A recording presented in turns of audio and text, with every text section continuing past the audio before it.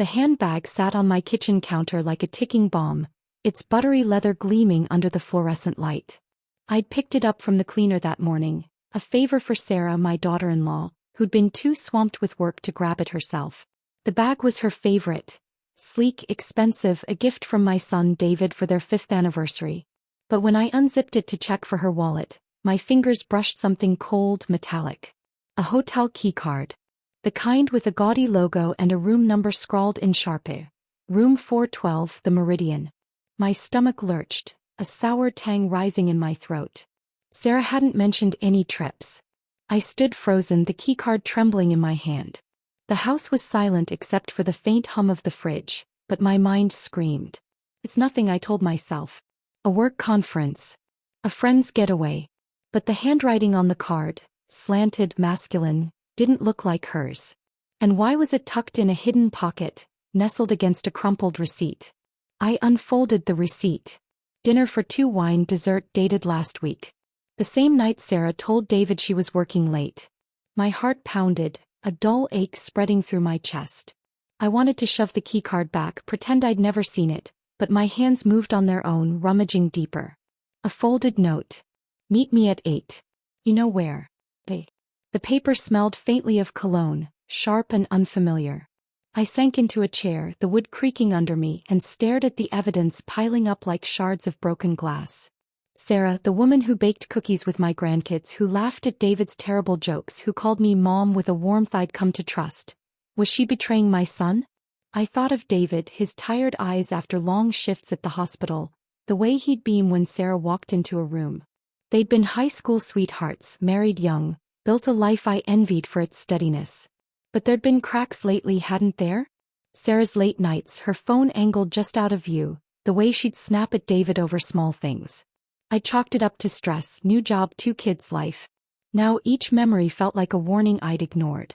The front door clicked open and I flinched, shoving the note and keycard back into the bag. Sarah's heels clacked against the hardwood. Hey Ellen, you're a lifesaver, she called, her voice bright, oblivious. She stepped into the kitchen, her auburn hair catching the light, her smile wide but strained at the edges. Bag's okay? Yeah, I said, my throat tight. All clean. I pushed it toward her, my fingers lingering on the leather, as if I could will the truth back into hiding. Her eyes darted to the bag, then to me, and for a split second I saw it, fear sharp and raw, flickering in her gaze. Everything all right? She asked, her tone too casual, her fingers drumming lightly on the counter. I wanted to scream, who's Jay? What's in room 412? But my lips pressed into a thin line. Just tired, I lied. Long day. She nodded, grabbing the bag, her movements quick, almost frantic. Thanks again. I owe you. She was gone before I could say more, the door slamming shut behind her. That night I lay awake, the keycard's image burned into my mind. Should I tell David? Confront Sarah? My loyalty to my son warred with the part of me that loved Sarah like a daughter. Maybe it was a mistake. A misunderstanding. But the cologne, the handwriting, the secrecy, it gnawed at me, a splinter under my skin. The next day I drove to the Meridian. The hotel lobby was all polished marble and chandeliers, the air thick with jasmine. I lingered near the front desk, my pulse racing, half expecting to see Sarah with some faceless man. That I saw David. My David, stepping out of the elevator, his arm around a woman who wasn't Sarah. Her hair was blonde, her laugh sharp and unfamiliar. He leaned in, whispering something that made her smile, and my world tilted. The keycard wasn't Sarah's secret. It was his. I drove home, tears blurring the road, the weight of betrayal heavier than I'd imagined.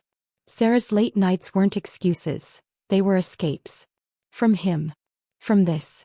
And I, the fool who doubted her, had almost shattered her trust to protect a son who didn't deserve it. The handbag sat on my counter again, a silent witness. I'd give it back to Sarah tomorrow. But first I'd burn that note. Some truths were too cruel to share.